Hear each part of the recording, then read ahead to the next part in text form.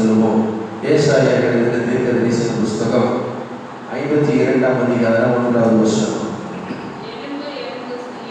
எழும்பு எழும்பு சீயோனே, உன் வல்லமையை தரித்துக்கொள், பரிசுத்த நகரமாகிய எருசலேமே உன் அலங்கார வஸ்திரங்களை உடுத்திக்கொள், விருத்த சேதனம் இல்லாதவனும் அசுத்தனும் இனி உன்னிடத்தில் வருவதில்லை என்று சொல்லுங்க. தூசியை உதறிவிட்டு எழுந்து எருசலேமே வீற்றிரு, சிறைப்பட்டு போன சீயோன் குமாரத்தியே உன் கழுத்தில் உள்ள கட்டுகளை அவிழ்த்து விடு. ஆமென். அல்லேலூயா. இங்கே நிறைய காரியத்தை குறித்து தீர்க்கதரிசி மூலமாய் ஆண்டவர் தன்னுடைய ஜனத்திற்கு பேசுகிற ஒரு காரியத்தை பார்க்கிறோம். முதல்ல சொல்றாரு, சீயோனை முதல்ல என்ன செய், எழும்பு.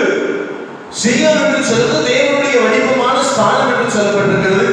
இன்னொரு இடத்துல பார்க்கும்போது சீயோன் என்பது சபையும் என்ன செய்யும், குறிக்கும். ஆண்டவர் சொல்றாரு, சீயோனே எழும்பு, சபையே எழும்பு. ஆமென்.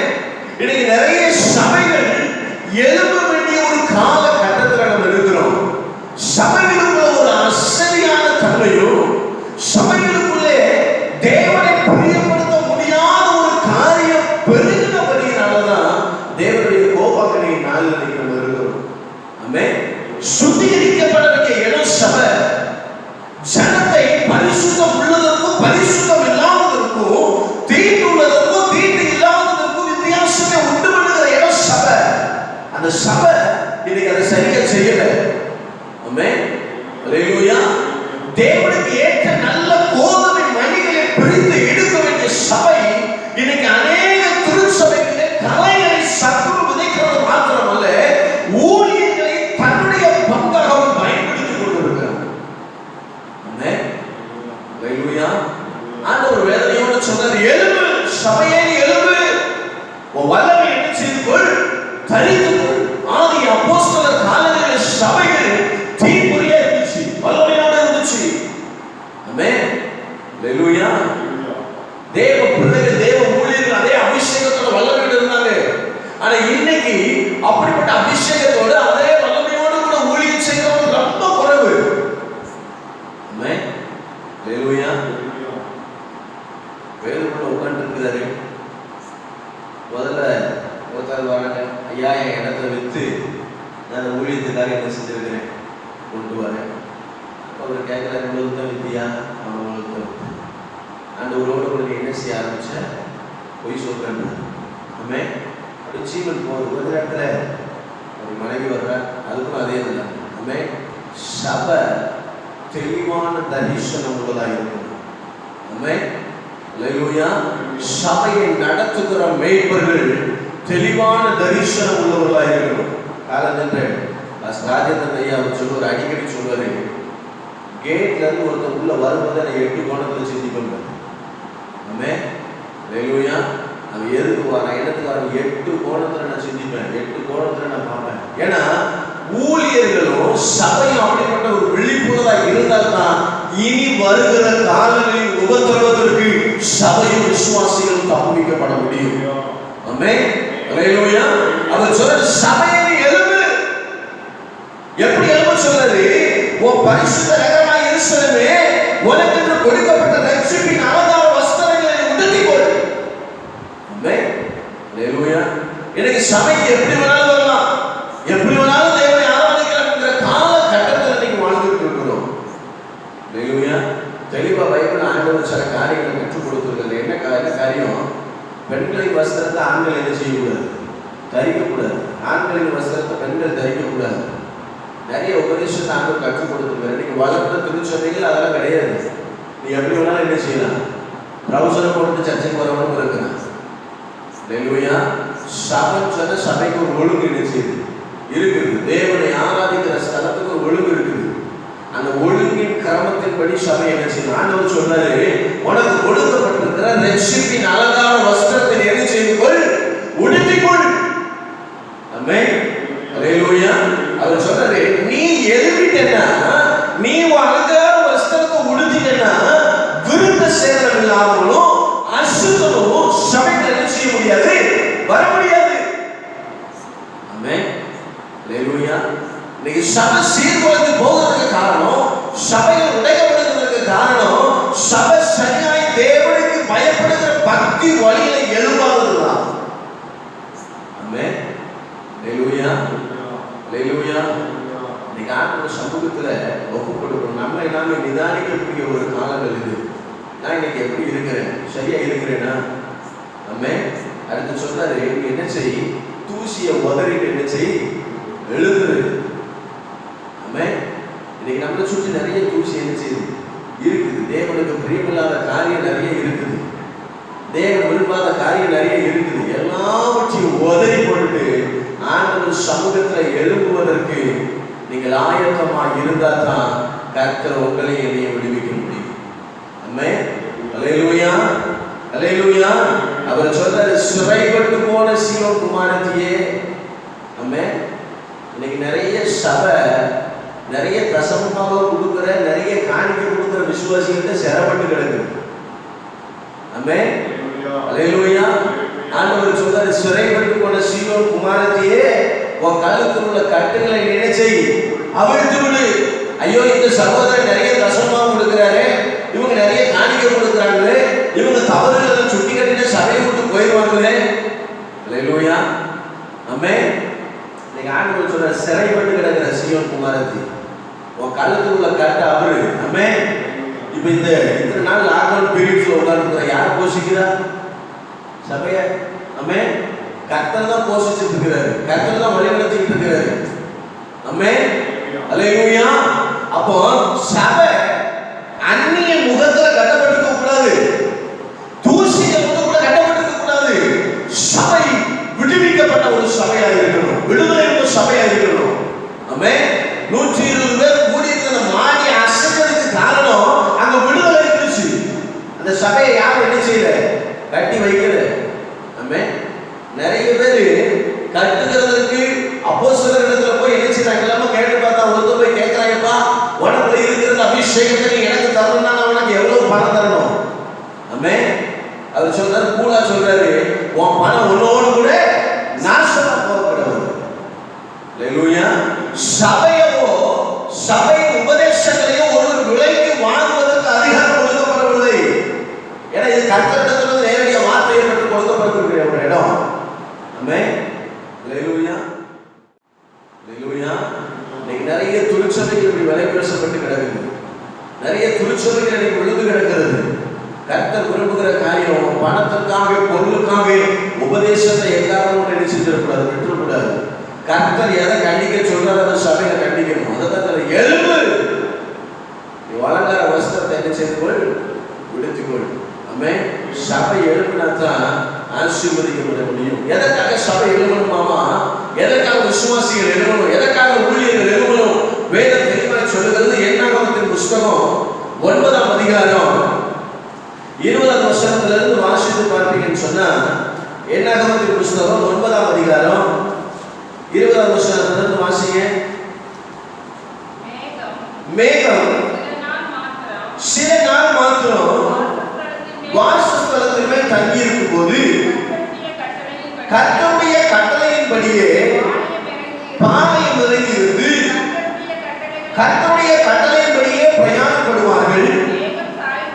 மேகம் சாயங்காலம் தொடங்கி விடிய காலம் மட்டும் இருந்து விடிய காலத்தில் உயர எழும்பும் போது உடனே பிரயாணப்படுவார்கள். பகலினாகிலும் இரவினாகிலும் மேகம் எழும்பும் போது பிரயாணப்படுவார்கள்.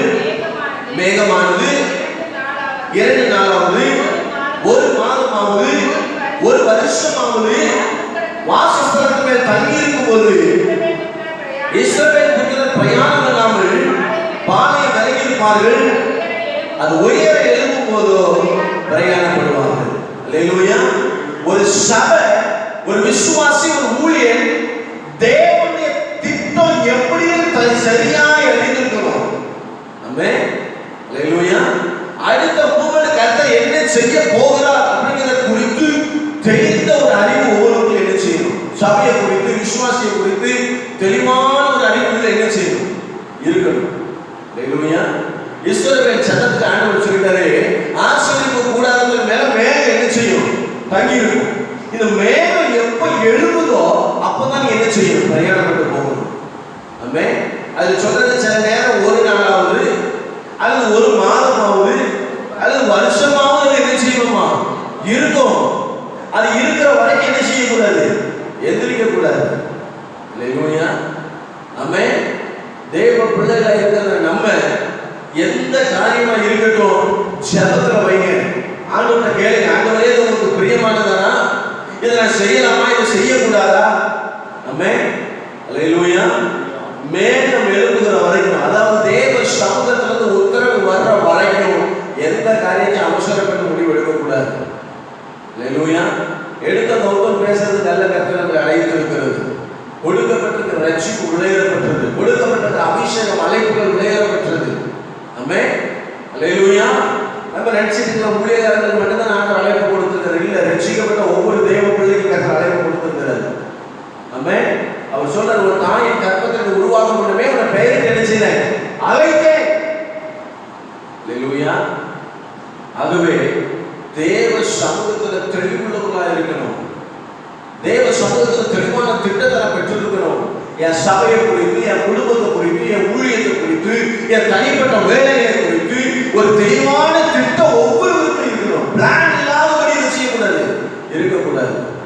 அல்லேலூயா.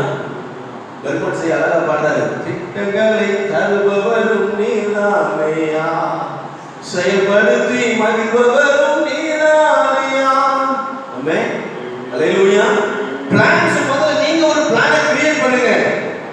இன்னைக்கு ஒரு குடும்பத்தை நடத்துறோம்னா அதுல என்ன செய்ய வரவு செலவுகளை போடுறோம். இந்த மாசத்துல என்னென்ன தேவை இருக்கு, என்னென்ன காரியம் இருக்கு. அப்ப என் ஆண்டவரோடு இணைந்திருப்பதற்கு, என் ஆண்டவர் சமூகத்தில் சேர்த்து வாழ்வதற்கு, என் ஆண்டவரோடு நான் ஐக்கியம் கொள்வதற்கு ஒரு பிளான்ஸ் இருக்கு எனக்கு. ஆமென். அல்லேலூயா. ஆமென். கர்த்தரை விரும்புகிற காரியம் அதுதான். சபை உயிர்ப்பிக்கப்படணும்னா, சபை மீட்படையணும், விசுவாசி உயிர்ப்பிக்கப்படணும், மீட்படையணும், ஊழியக்காரர்கள் மீட்படையணும்னா தேவ சமூகத்தில் தெளிவான திட்டம் இருக்க வேண்டும். கர்த்தர் சொல்ற வரைக்கும் ஒரு காரியத்தை செய்யக்கூடாது. தேவ சமூகத்தில் தேவன் அனுமதி திட்டத்தை குறித்து உங்க சமூகத்தில் ஒப்புக் கொடுக்கிறேன், உங்களுக்கு பிரியமான அதை என்ன செய்யும்? நடக்கும். அல்லேலூயா. அதே சமயத்தில் பிள்ளையாம் மாதிரி போய் கிடந்து மன்றாடக்கூடாது. ஆமென். பிள்ளையாம் போய் ஆண்டவர் சமூகத்தில் கிடக்கிறது. பாலாக ராஜா ஆள் அனுப்புறான். எப்பா ஒரு பெரிய ஜனத்துடன் என் தேசம் என்ன செஞ்சிருக்குது? சூழ்ந்து இருக்கிறது. நீ சபிக்கிறவங்களை ஆண்டவர் சபிப்பாரா, நீ ஆசீர்வதிக்கிறவங்களை ஆசீர்வதிப்பாரா, நீ எனக்காக ஒரு ஜனத்தை என்ன செய்யணும்? சபிக்கணும்னு சொல்லி ஆள் அனுப்புறாரு. இவர் ஆரம்பம் எல்லாம் ரொம்ப கரெக்டா தான் இருக்குது. இன்னைக்கு ஆரம்பம் நம்ம பண்ற ஆரம்பம் எல்லாம் ரொம்ப கரெக்டா தான் இருக்குது. முடிவு எப்படி இருக்குங்கிறது தான் முக்கியம். ஏன்னா கலாத்தியத்தில் சொல்ற நன்றாய் ஆரம்பம் பண்ணினீர்களே. ஆமென். அல்லேலூயா. போய் ஆண்டவர்கிட்ட கேட்கிற ஆண்டவர் சொல்றாரு, எப்ப நீ போகிறது எனக்கு விருப்பம் இல்லை. உடனே வந்து சொல்ற ஆண்டவருக்கு இது விருப்பம் இல்லை, ஆகவே நான் உங்களோட என்ன செய்ய முடியாது, வர முடியாது, நீங்க போங்க. இப்ப ரெண்டாவதாக ராஜா என்ன செய்ய திரளான பொன்னை வெளியே கொடுத்து அனுப்புறாரு, போய் பிள்ளையாட்ட பேசுங்க. இப்ப இந்த பொன்னை வெளியே பார்த்த உடனே அவன் மறுபடியும் சொல்லியிருக்கணும், இதுல என் ஆண்டவருக்கு உடன்பாடு கிடையாது, மறுபடியும் வீட்டு வாசல் என்ன செய்யாத மிதிக்காத சொல்லியிருக்கணும். அல்லேலூயா. இந்த பொண்ணு வெளியே பார்த்த உடனே கண்கள் இச்சையினாலே பிடிக்கப்பட்டு அவன் சொல்லுறான், இன்றைக்கு ஒரு ராத்திரியில தங்கியிருக்க நான் ஆண்டவர்கிட்ட மறுபடியும் கேட்கிறேன். என் தேவன் ஒரு தரம் விளம்பிட்டார். அவன் விளம்புறதான் அவர் சொன்னதுதான். அல்லேலூயா. ஆமென். இவன் மறுபடியும் போய் கதவை போட்டு ஆண்டவர்கிட்ட கேட்கிற, ஆண்டவரே நான் போகட்டுமா? மறுபடியும் ஆண்டவர் தெளிவாய் பேசுகிறார், நீ போகிறது எனக்கு விருப்பம் இல்லை. ஆமென்.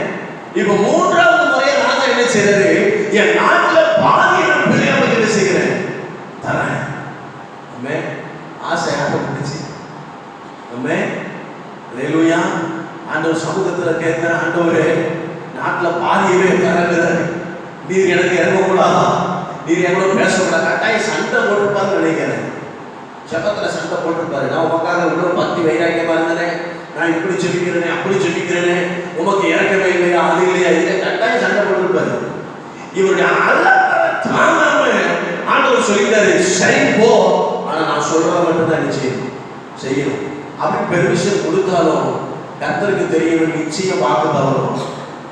நிச்சயம் என்ன செய்வோம், வாக்கு தவறுவான்னு சொல்லி தன்னுடைய தூதனை உருவின பட்டயத்தோடு முன்னாடி அனுப்புறாரு. அல்லேலூயா. சில நேரங்களில் போராடி சமூகத்தில் வாங்கினாலும் அது சமாதானம் உள்ளதா இருக்காது, அது ஆசீர்வாதம் உள்ளதா இருக்காது. காரணம், என் தேவனுடைய திட்டத்தின்படி செய்வதற்கு நான் ஆயத்தமாக இருந்தால் மாத்திரமே நான் ஆசீர்வதிக்கப்பட முடியும். கடைசி சொல்றது பிரயாணம் குறித்து அந்நிய புத்திரர் மறிக்கிறது போல மறித்து போனாங்க. ஆமென். அல்லேலூயா. தேவனுடைய திட்டத்தை அறிந்து வேத பிரயாணம் குறித்து சொல்றது கண் திறக்கப்பட்டவன். ஆமென். அல்லேலூயா. சபை தெளிவாய் தேவ திட்டத்தை அறிந்து கொள்ள முடியலன்னா சபை நிர்மலமாக்கப்பட்டு போயிடும், சபை அழிக்கப்பட்டு போயிடும். ஆண்டவர் சொல்றார், நீ எழும்பு, சபையே எழும்பு, விசுவாசியை எழும்பு. எதற்காக எழும்பணுமாமா? ஆதியாகமத்தின் புஸ்தகம் 13ஆம் அதிகாரம் 17ஆவது வசனம். ஆதியாகமத்தின் புஸ்தகம் 13:17. நீ எழுந்து தேசத்தின் நீளமும் அகலமும் அம்மட்டும் நடந்து திரி, உனக்கு அதை தருவேன். அல்லேலூயா. ஆபிரகாமுக்கு வாக்கு கொடுக்கிற ஆண்டவர், நீ எழுந்து தேசத்தின் நீளம் அகலம் எம்மட்டோ அம்மட்டும் என்ன செய், நடந்து திரி, நான் உனக்கு தருவேன். இன்னைக்கு சபைக்கு ஆண்டவர் தான் சொல்றாரு, போய் தனிப்பட்ட பர்சனலா ஒரு மனுஷனை சந்திச்சு பார்த்து பேசிட்டோம்னா என் பிரச்சனை மாறி, என் பாடு மாறி, என் உபத்திரம் மாறி அல்ல. ஆண்டவர் சொல்ற விசுவாசத்துல எழுந்து நட, அதை உனக்கு நான் தருவேன். வேதம் சொல்லுது, ராஜாவின் இருதயம் கர்த்தருடைய கையில் எப்படி இருக்கமா, நீர்க்கால்களை போல இருக்கிறது, தமக்கு சித்தமானவனுக்கு அதை நினைச்சுட்டாரு திருப்புறாரு. அல்லேலூயா. எலியாவை போஷிக்க என் ஆண்டவரால் கூடுனா பஞ்சகாலத்தில் ஊழியனை போஷிப்பதும் என் ஆண்டவரால் கூடும். ஆமென். அல்லேலூயா. கர்த்தரால கூடாத விஷயம் ஒண்ணுமே கிடையாது, தேவனால கூடாத விஷயம் ஒண்ணும் கிடையாது. விசுவாசம் அவர் மேல இருக்கணும். அவர் சொல்ற, நீ எழுந்து நட, அதை உனக்கு நான் சுதந்திரமா தருவேன். இந்த வசனம் எனக்கு ரொம்ப பிடிச்சமான ஒரு வசனம். மேட்டுப்பாளையத்தில் ஆரம்ப ஊழியத்தில் நான் செய்த காரியம் மெயின் அந்த காரியத்தை நிறைய நான் செஞ்சிருக்கேன். பைக்கை எடுத்துட்டு ஒவ்வொரு தெருவாக போவேன், ஒவ்வொரு தெருவாக போய் நான் ஜெபம் நாட்கள் உண்டு. ஆண்டவரே, இந்த பகுதியிலிருந்துலாம் ஆத்து பார்க்கலா, இந்த பகுதியிலிருந்து ஆத்து பார்க்கலா செபித்த நாட்கள் உண்டு. தேட்டர்களுக்கு முன்னாடி நின்று ஜெபம் இதெல்லாம் ஒரு பெரிய சபையை மாறிட்டாங்க. ஒரு பைபிள் சொல்றாரு, ஆகாரத்தை தண்ணீர் மேல என்ன செய் போடு, அநேக நாட்களுக்கு பின்பதனுடைய பலனை என்ன செய்வாய் காண்பாய். நீங்கள் நானும் செபிக்கிற ஜெபம் ஒரு நாள் என்ன செய்ய வீண் போகாது. கர்த்தர் ஆசீர்வாதம் மாற்றுகிறது, அது நன்மையா மாற்றுகிறது. ஆமென். அல்லேலூயா. இன்னொரு இடத்துல சொல்ற வாசிங்க, ஆதியாகமம் 21ஆம் அதிகாரம் 18ஆவது வசனத்தை கூட வாசிங்க. 21:18. நீ எழுந்து பிள்ளையை எடுத்துக்கொண்டு உன் கையினாலே பிடித்துக் கொண்டு போ, அவனை பெரிய சாதியாக்குமே. அல்லேலூயா. நீங்க ஆகாருடைய சம்பவம் நம்ம எல்லாருக்குமே தெரியும். நான் பிள்ளை தண்ணி தாகத்தினால சாகிறத என்ன செய்யல, பார்க்க ஒரு மணி இந்த அம்மா ஒரு ஓரமா கொண்டு பிள்ளைய போட்டு இது ஒரு ஓரமா உட்காந்து அழுதுகிட்டு இருக்குது. ஆமென். அல்லேலூயா. இன்னைக்கு திருச்சபை இன்னைக்கு நடந்து வருகிற காலகட்டங்கள் அப்படிதான். கொள்ள நோய் சபையை திறக்க முடியாது, விசுவாசிகளை வைத்து ஆராதனை நடத்த முடியாது. பிள்ளை ஒரு பக்கம் அழுது கிடக்குது, மெய்ப்பன் ஒரு பக்கம் என்ன செஞ்சுக்கிட்டு இருக்கிறோம் சொல்லுங்களேன், அழுதுக்கு கிடக்கிறோம். ஆனா கர்த்தர் 2 பேரும் நல்லவரையும் என்ன செய்கிறார் சொல்லுங்களேன், கேட்கிறார். அதான் பேர் லகாய் ரோய். ஆமென். நீர் இதை காண்கிற தேவன். இன்னைக்கு அதான் நடந்துட்டு இருக்குது. அன்னைக்கு ஆதார வாழ்க்கையில் என்ன நடந்துச்சோ அதை இன்னைக்கு நடக்குது. இந்த அம்மா பிள்ளைய ஓட்டப்பட்டா, பிள்ளை ஒரு பக்கம் தாகத்தில் அழுகுது. இங்க தாய் பிள்ளையுடைய சாவனை பார்க்க விரும்பல, அவ ஒரு பக்கம் அழுகிறார். இன்னைக்கு இந்த நாட்கள்ல நம்முடைய பகுதியில் என்ன நினைச்சு அதை செஞ்சுட்டு இருக்கோம். ஆண்டவரே, சபையை நடத்த முடியல, ஊழியக்காரங்க ஒரு பக்கம் அழுகு, சபையில விடுதலையை ஆராதிக்க முடியல, விசுவாசிகள் ஒரு பக்கம் அழுகு. கர்த்தர் 2 பேரும் ஜெபத்தையும் கேட்கிறாரு, கிருபையாய் மனமறிக்கை கொண்டிருக்கிறார். ஆமென். அல்லேலூயா. இன்னைக்கு நம்ம செய்யற வேலை, என் பிள்ளையை நான் கையில பிடிச்சிட்டு போனா தான் நான் ஆசீர்வதிக்கப்பட முடியும். என் பிள்ளையை ஆசீர்வதிப்பார் ஆண்டவர். அவர் சொல்றாரு, எழுந்து பிள்ளை உன் கையில பிடிச்சிட்டு போ, உன் பிள்ளை பெரிய ஜாதியா செய்யணும் மாற்றுவேன். 4 விசுவாசி இருந்தாலும் சரி, 50 விசுவாசி இருந்தாலும் சரி, உங்க விசுவாசிகளை கரத்தை பிடிச்சு நீங்க நடத்த ஆரம்பிச்சீங்கன்னா உங்க சபையை பெரிய ஜாதியா கர்த்தர் மாற்றுவார். ஆமென். உங்க ஊழியம் ஆசீர்வதிக்கப்படும். உங்களுடைய தனிப்பட்ட காரியங்களை கர்த்தர் ஆசீர்வதிப்பார். காரணம் விசுவாசம் இருக்குதுங்க. இன்னைக்கு நிறைய பேர் சொல்ற காரியம் இருக்குது, நான் விசுவாசி. அதுல அன்றைக்கு வேலைக்கு போறவங்க எப்படி நாங்கள் போஷிக்கப்படுகிறது? ஆண்டவர் சொல்ல, நீ கையில பிடிச்சிட்டு போ, கர்த்தர் நடத்துற பெரிய ஜாதி. ஆக தன்னுடைய மகனை கர்த்தர் பிடிச்சிட்டு போகும்போது என்ன இருந்துச்சு? உறுதி தண்ணீர் ஒரு சில அப்போ தான் இருந்துச்சு. ஆனா கர்த்தர் ஆகாருடைய சந்ததி இஸ்மவேல பெரிய ஜாதியா கர்த்தர் கிடைச்சது மாற்றினார். அல்லேலூயா, ஆமென். விசுவாசம் உள்ளவனை கர்த்தர் நடத்திக்கிட்டே இருப்பாரு. விசுவாசம் உள்ளவனை கர்த்தர் பலப்படுத்திக்கிட்டே இருப்பாரு. நம்ம செய்ய வேண்டியதெல்லாம் கர்த்தருடைய சமூகத்துல கர்த்தர் என்ன சொல்றாருங்கிறத அறிந்து கொள்வதற்கு நாம் காத்திருக்கிறவர்களா இருக்கணும். இன்னொரு வருஷத்துக்கு கூட வாசிக்கிறேன். அதே ஆதியாகமம் 19ஆம் அதிகாரம் 27ஆம் வருஷத்துக்கு கூட வாசிங்க. 19:27. விடிய காலத்தில் ஆபிரகாம் எழுந்து தான் கர்த்தருக்கு முன்பாக நின்ற இடத்திற்கு போய், ஆமென். இன்னைக்கு தேவன் என்னை அந்த தேவனிடத்தில் நான் எதையாவது பெற்றுக்கொள்ளணும், அல்லது என்னுடைய நடத்தப்படக்கூடிய காரியத்தை நான் அறிந்து கொள்ளணும், அல்லது தேவன் எனக்கு மேல வைத்திருக்கிற திட்டத்தை நான் அறிந்து கொள்ளணும். வேதம் தெளிவாய் சொல்கிறது. ஆபிரகாம் விடிய காலத்துல போய் என்ன செய்தார்? தேவ சமூகத்துல நிற்கிற ஒரு மனுஷனா இருந்தார். ஆமென், அல்லேலூயா. காரணம் ஆண்டவர் 12ஆம் அதிகாரத்துல சொல்லும்போது தேசத்தை ஜனத்தை எல்லாத்தையும் விட்டுட்டு நான் காண்பிக்கிற தேசத்துக்கு என்ன செய் போன்னு சொல்லிட்டாரு. இப்ப ஆண்டவர் காண்பிக்கிற தேசத்துக்கு நான் போகணும்னா, தேவன் எனக்கு வைத்திருக்கிற ஆசீர்வாதத்தை சுதந்திரிக்கணும்னா, என்னோடு பேசுகிற தெய்வத்தோடு கூட நான் நேரத்தை ஒதுக்கணும். அப்படின்னா மேற்கொண்டு என் ஜாதி எப்படி இருக்குது, என்னுடைய வழிநடத்தல் எப்படி இருக்குது, எப்படிப்பட்ட பாதையில போகணுங்கிறத நான் அறிந்து கொள்ள முடியும். அல்லேலூயா, ஆமென். இன்னைக்கு நம்மகிட்ட விரும்புகிற காரியம் தான் காலையில தேவ சமூகத்தில் போய் காத்து கிடக்கணும். இன்னைக்கு நான் எப்படி நடத்துறது? என் குடும்பத்தை எப்படி நடத்துறது? என் பிள்ளைகளை எப்படி நடத்துறது? என் விசுவாசிகளை எப்படி நடத்துறது? என் ஊழியத்தை எப்படி நடத்துறது? ஆமென், அல்லேலூயா. காத்து கிடக்கும்போது கர்த்தர் தரிசனத்தை கொடுக்கிறார். காத்து கிடக்கும்போது தேவன் திட்டத்தை கொடுக்கிறார். ஆமென், அல்லேலூயா. நம்ம எழுப்புனா தாங்க ஆசீர்வாதம். சபை எழுப்புனா தான் ஆசீர்வாதம். விசுவாசிகள் எழுப்புனா தான் ஆசீர்வாதம். எழும்பாத பட்சத்தில் ஆசீர்வாதமே இல்லை. ஒரு சப்பானி ஆலயத்தின் வாசலில் உட்கார்ந்து பிச்சை கேட்டு இருக்கிறான்.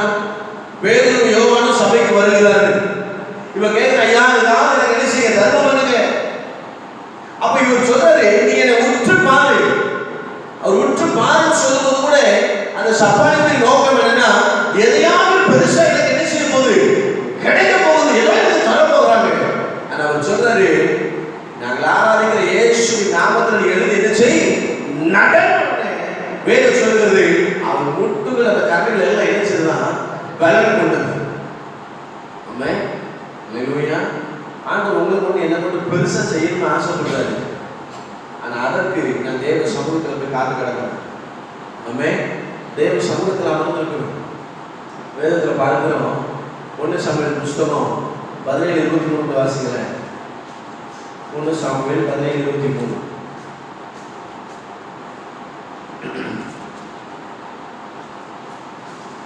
அவன் இவர்களோடு பேசிக் கொண்டிருக்கையில் இதோ காத்தூரனாகிய கோலியாத் என்று பெயருள்ள அந்த பெலிஸ்த வீரன் பெலிஸ்தரின் சேனைகளிலிருந்து எழும்பி வந்து நின்று முன் சொன்ன வார்த்தைகளை சொன்னான். அதை தாவீது கேட்டான்.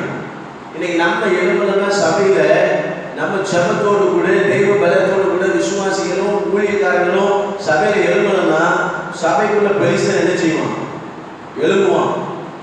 ஆமென், சபைக்குள்ள பெலிஸ்தன் என்ன செய்வான்? வருவான்.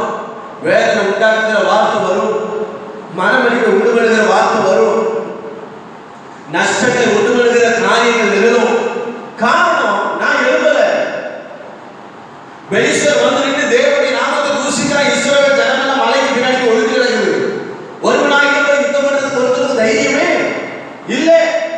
ஜெய்ஜாண்டிகா வந்து நிற்கிறான்.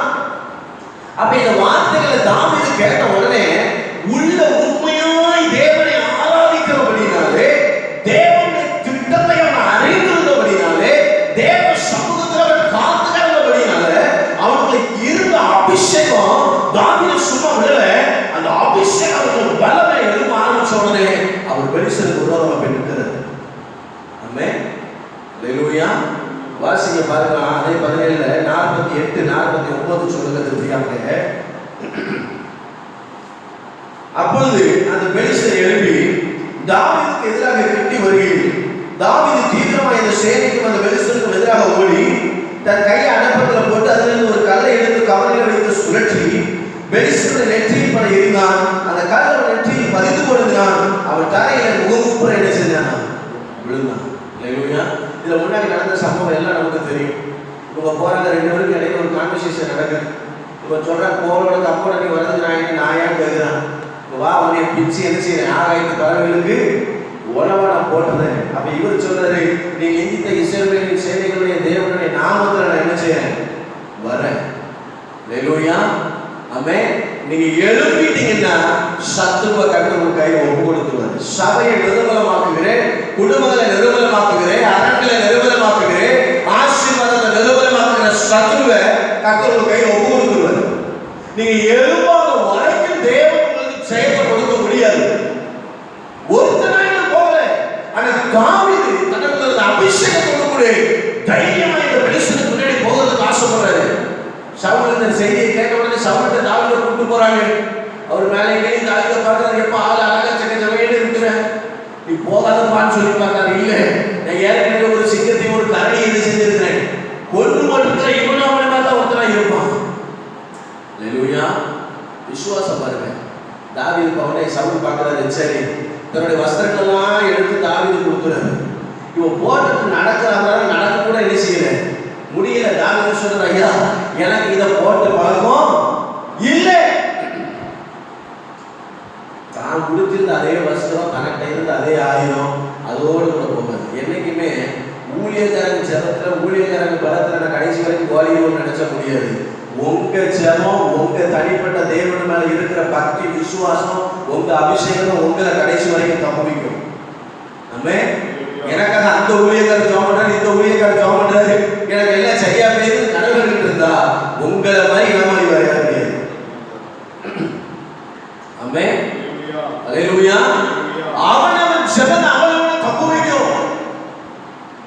வேதத்தை தெளிவானவர் கற்றுக் கொடுக்கிற உன் சிலுவையை எடுத்து கொண்டு என்னை பின்பற்றி வா. ஆமென். அல்லேலூயா. சவுலுக்குரிய வஸ்திரம் தாவீதுக்கு செட் ஆகல. அதை போட்டு பழக்கம் இல்லைன்றாரு. தூக்கி தூரம் போட்டு தனக்குரிய அபிஷேகம் இதுவோ, தனக்குரிய அழைப்பு இதுவோ, தனக்கு தேவன் நிர்மாணித்திருக்கிற பாதை இதுவோ, அதுல ஒரு போகிறதுக்கு முற்பட்ட பொழுது தேவனே துணையா தாவீதுக்கு இறங்கி வந்தார். அல்லேலூயா. வேதம் சொல்றது, கல்ல வச்சு சுழற்றி அடிச்ச உடனே அந்த கல் அவன் வெற்றியை அடிச்சுதான் புதைத்து போன பொழுது முகம் கூப்பிடணும் தான். நான் நினைக்கிறேன், ஒருத்தர் கல்லை போட்டு எரிஞ்ச கட்டாயம் பின்னாடி தான் அடிச்சிடும் விரணும் இல்லையா? நடந்து வர ஒருத்தர் வாங்கி ஒரு கல்லத்துக்கு எரிந்தாலும் என்ன செய்வோம்? பின்னாடி மல்லாக தான் விழுவும். அம்மாவா இல்லையா? ஓட வந்து உங்களால எரிஞ்சு பார்த்தா தெரிய மாட்டேங்க. அமைதியாக இல்லையா? எரிஞ்சா பின்னாடி தான் என்ன செய்யணும்? விழுவோம். ஆனா நீங்க நடக்கிற சம்பவம் என்ன? தாவீது தேவனுக்கு முன்பாக வைராக்கியம் அடைஞ்சவர் போன உடனே கர்த்தர் முதலாக போய் தாவீதுக்காக யுத்த களத்தில் நிற்க ஆரம்பிச்சாரு. இது கல் நெற்றியில புதைந்த அடுத்த நிமிஷமே பின்னாடி ஆண்டவர் ஒற்றையாட்டி போலியத ஆமென் முகம் முப்புறம் விழுந்து போனான். அல்லேலூயா. தேவ பிள்ளைகள் ஒரு விசுவாசத்தை பயன்படுத்தி பாருங்க. தேவன் உங்க மேல வச்சிருக்கிற திட்டத்தை பயன்படுத்தி பாருங்க. உங்க ஊழியமா இருக்கட்டும், வேலையா இருக்கட்டும், உங்க குடும்பமா இருக்கட்டும், அது தனித்து செயல்பட ஆரம்பிக்கும். கர்த்தர் உங்க மேல வச்சிருக்கிற அபிஷேகம் வெளிப்பட ஆரம்பிக்கும். அல்லேலூயா. சேவடிய முதல் காரியம் நான் எழுப்பணும். கர்த்தருக்காக என்ன செய்யணும்? எழுப்பணும். எழுப்பிட்டோம்னா கர்த்தர் எனக்கு அற்புதத்தை செய்ய ஆரம்பிச்சிடும். அல்லேலூயா. இன்னைக்கு நிறைய நேரங்களில் நம்ம என்ன செய்கிறோம்? சூழவித்தியால போல சாக்கு சொல்லிக்கிட்டு இருந்தோம். ஆண்டவரே, என் பாதங்களை என்ன செஞ்சுட்டேன்? கழுவிட்டேன். என் வஸ்திரங்களை கழட்டி போட்டுட்டேன். இதை நான் மறுபடி உடுத்துவது எப்படி? என் பாதங்களை மறுபடி அழுக்காக்குவது எப்படின்னா என் ஆண்டவர் வெளியே என்ன செஞ்சிருவாரு? போயிடுவாரு. அல்லேலூயா. இன்னைக்கு நிறைய ஊழியர்களுக்கு ஒரு கலக்கம். ஆண்டவரே, ஆரம்பத்தில் நல்லதான் ஊழியம் பண்ணேன், சத்தியத்தை சத்தியம் என்று போதித்தேன். இன்னைக்கு ஆசீர்வாதத்தை மட்டும் பேசிட்டு இருக்கிறேன். இன்னைக்கு நீ சத்தியத்தை பேச சொன்னா எப்படி பேசுறது? ஆண்டவரே, அந்த மக்கள் இடறி போயிருவாங்களே, சக உடஞ்சு போயிருவேன். அல்லேலூயா. ஆமென். அப்ப நேசர் இருக்க மாட்டாரு, நம்ம மட்டும் இருந்து முழங்கிக்கிட்டே இருக்க வேண்டியது. ஆமென். அல்லேலூயா. அப்புறம் வெளியே போய் நேசரை தேடி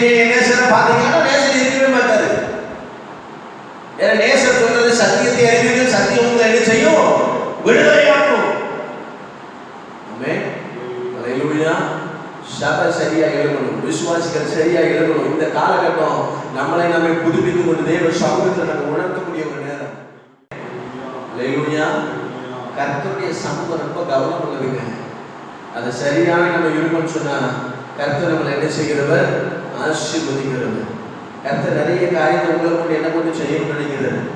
நம்ம வாசிக்க பாருங்க 2 சாமுவேல் புஸ்தகம் 5ஆம் அதிகாரம் 24வது வசனம்.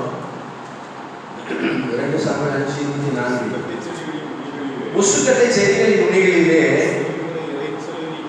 செல்கிற இறைச்சலை கேட்கும் போது சீக்கிரமா எழுப்பிப்போ, அப்பொழுது பெலிஸ்தரின் பாளையத்தை முறியடிக்க கர்த்தர் உனக்கு முன்பாக புறப்பட்டிருக்கிறார் என்றார். நம்ம நாம போய் ஆண்டவரை கேட்கிற, ஆண்டவரை என்ன செய்யணும்? அப்ப ஆண்டவர் சொல்றதே முசுக்கட்டை செடிகளின் நுனியில ஒரு இறைச்சலை கேட்கும் பொழுது நீ எழுந்து புறப்பட்டு போ, கர்த்தர் உனக்கு முன்பதாக பாளையத்தில் அழைச்சிருக்கிறார், வந்திருக்கிறார். அல்லேலூயா. ஆமென்.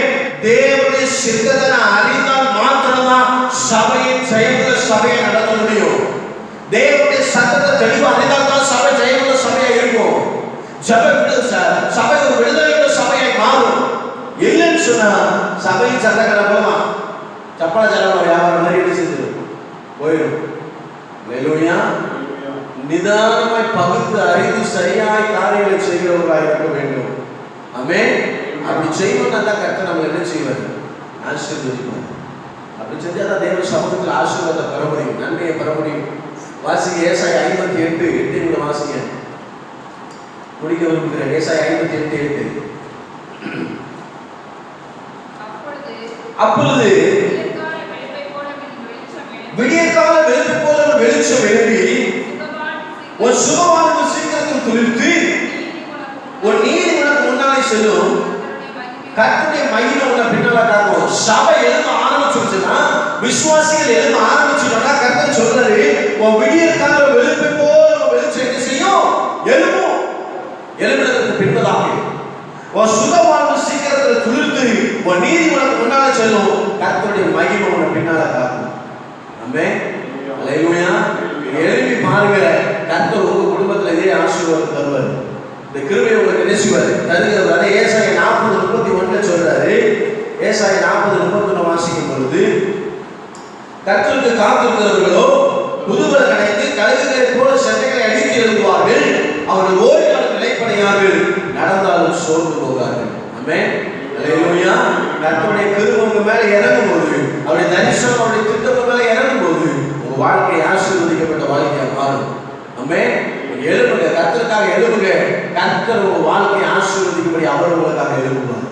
உங்களுக்கு தேவனுடைய சகல நன்மைகளை கிருபைகளை தரும்படி அவர் உங்களுக்காக எழுப்புகிற தேவன். கடைசி வசனத்தை கூட வாசிங்க. ஏசாயா 55:13 வாசிங்க. ஏசாயா 55:13. முச்செடிக்கு பதிலாக தேவதாரு விருட்சம் முளைக்கும், காஞ்சோரிக்கு பதிலாக மிருது செடி எழும்பும், அது கர்த்தருக்கு கீர்த்தியாகவும் நிர்மூலமாகாத நித்திய அடையாளமாகவும் இருக்கும். அல்லேலூயா. இன்னைக்கு ஆண்டவர் சொல்ற, நீங்க எழுப்பிட்டீங்கன்னா, தேவ சமூகத்துல காத்திருக்க ஆரம்பிச்சிட்டீங்கன்னு சொன்னா, இதுவரைக்கும் முச்செடியை போன்றதான வாழ்க்கையை கர்த்தர் தேவதாரு விருட்சத்தை போல மாற்ற போகிறவர். ஆமென். நீங்க எழுப்பும் பொழுது கர்த்தர் உங்க வாழ்க்கையை ஆசீர்வதிப்பார், உங்க ஊழியத்தை உங்க சபை ஆசீர்வதிப்பாரு, உங்க வேலையை ஆசீர்வதிப்பாரு, உங்க பிள்ளைகளை கர்த்தர் ஆசீர்வதிப்பார். எப்போ? நான் எழுப்பும் பொழுது. ஆமென். முச்செடி வாழ்க்கை மாறும், காஞ்சோரி வாழ்க்கை மாறும். எல்லா அனுபவங்களும் நீங்கி தேவ சமூகத்தில் சுகித்திருக்கிற ஒரு அனுபவத்தை, ஒரு ஆசீர்வாதத்தை கர்த்தர் உங்களுக்கு